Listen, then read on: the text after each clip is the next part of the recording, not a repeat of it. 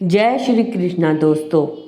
आज हम आपके लिए लाए हैं भगवान कृष्ण की सुंदर कहानी। इस कहानी में आपको भगवान कृष्ण की महानता और अपने भक्तों के प्रति उनके प्रेम भाव के दर्शन होंगे।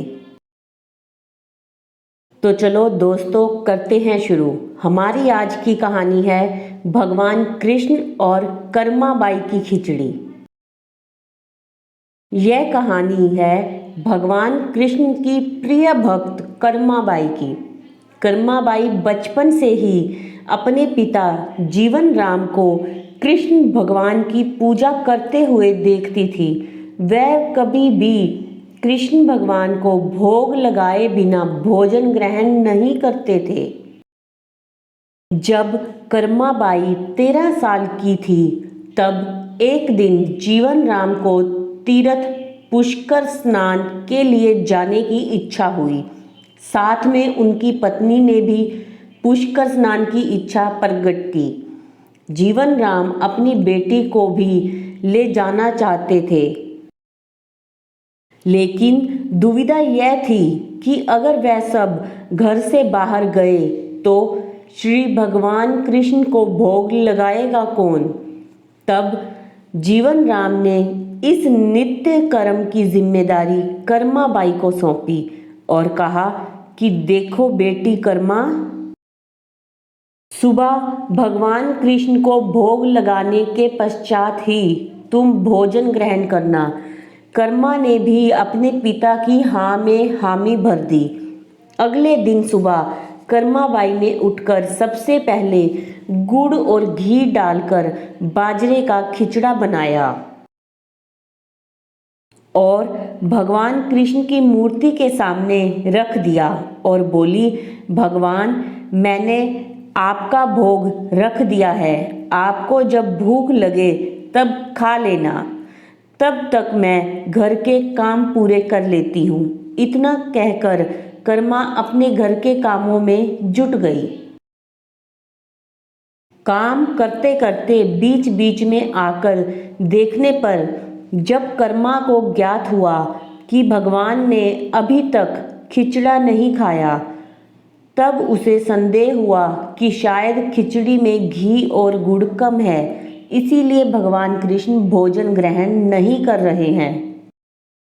तभी कर्माबाई ने खिचड़ा में थोड़ा गुड़ और घी मिलाया और मूर्ति के सामने बैठ गई। वह बोली, भगवान मेरे पिताजी जब खिलाते हैं तब तो आप खा लेते हो, तो अब क्यों नहीं खा रहे हो? और अभी तो पिताजी बाहर गए हैं, उन्हें आने में बहुत दिन लगेंगे, तब तक आपको भोग लगाने की जिम्मेदारी मुझे दी गई है, इसीलिए जब तक आप भोजन नहीं खाओगे मैं भी कुछ नहीं खाऊंगी।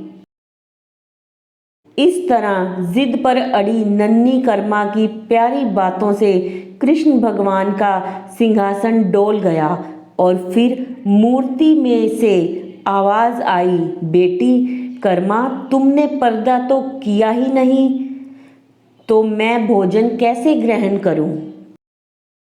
तब कर्माबाई ने मूर्ति के आगे अपनी चुनरी का पर्दा किया और कुछ ही समय में कृष्ण मूर्ति के सामने रखी खिचड़ी की थाली खाली हो गई।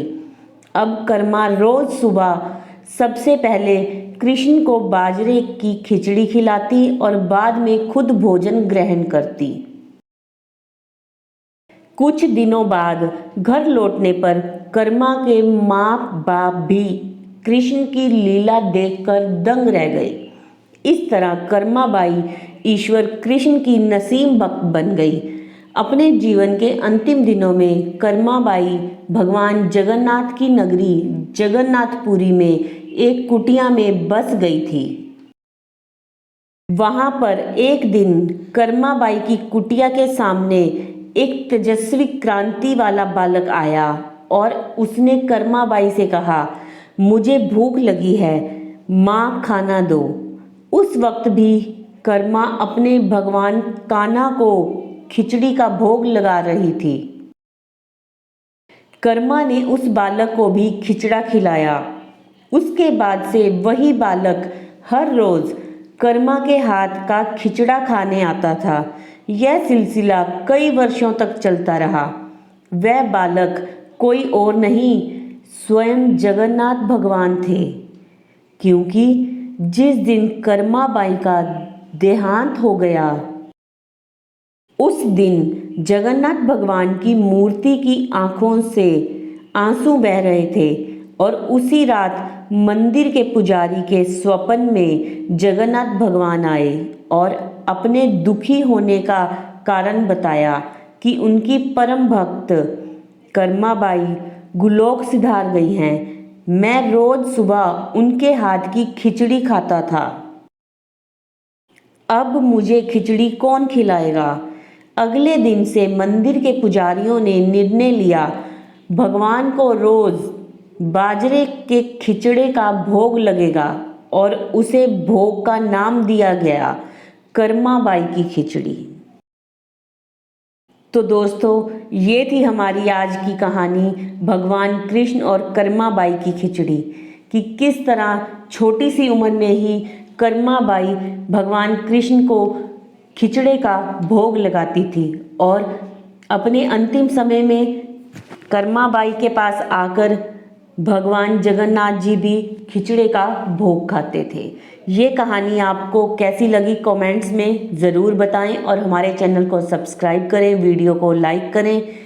आपका बहुत बहुत धन्यवाद। जय श्री कृष्णा कमेंट्स में ज़रूर लिखें।